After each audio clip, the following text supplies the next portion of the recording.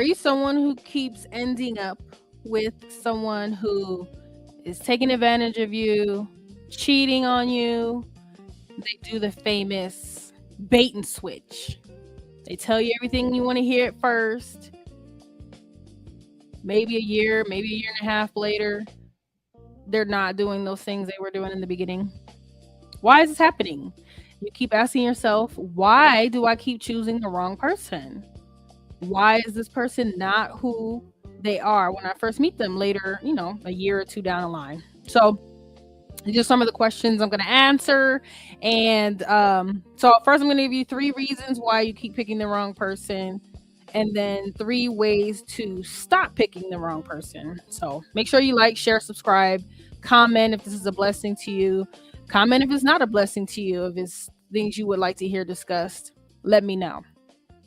So this is some of the things I hear from some of the professional men that I work with. What am I doing wrong?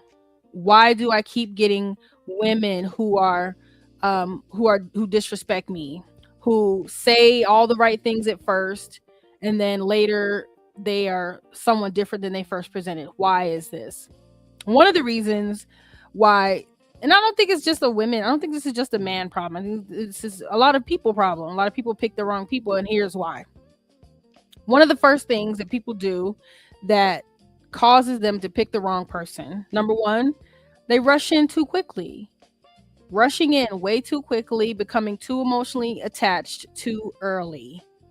Where you know someone for a couple weeks, maybe a couple months, and you're like, oh, I really like you. This is working out so well. And then the person is like, hold up, wait a minute. I don't feel that way about you.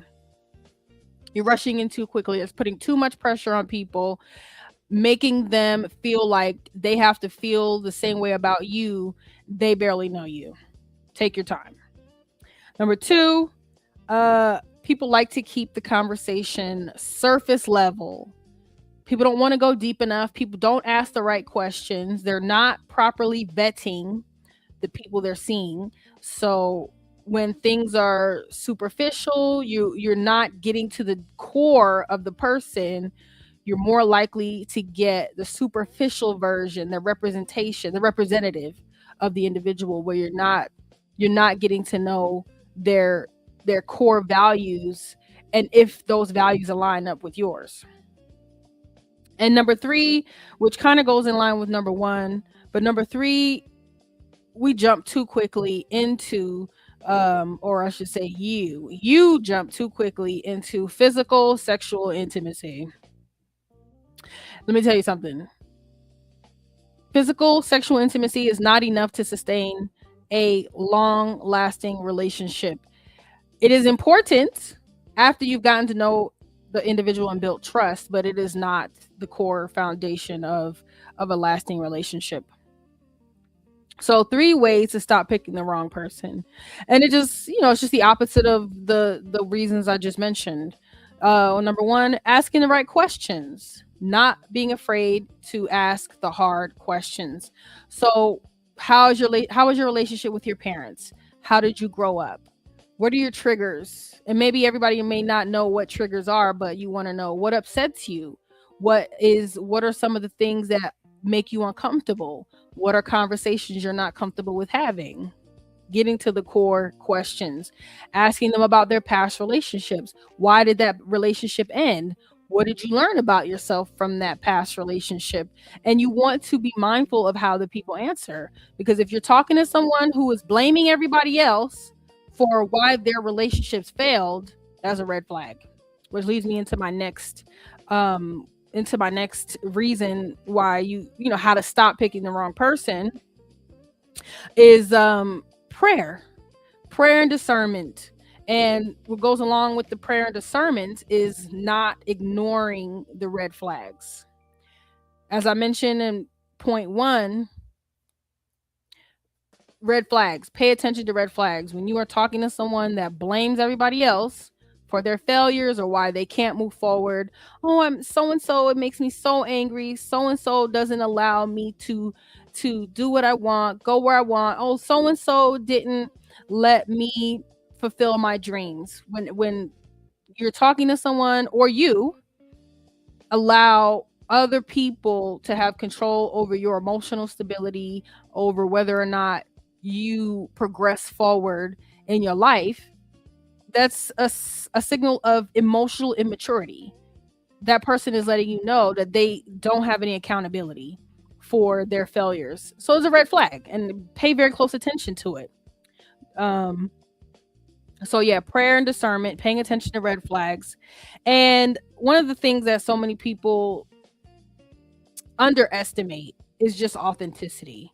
When you are yourself and you are comfortable with yourself, your flaws, your strengths, your weaknesses, and you're honest with people, that in and of itself will weed people out.